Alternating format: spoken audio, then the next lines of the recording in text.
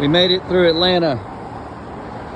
We made it into Auburn, Alabama after a nice visit. We got a nice wash down from the rain, and if you know this place, you know. So far the Land Rover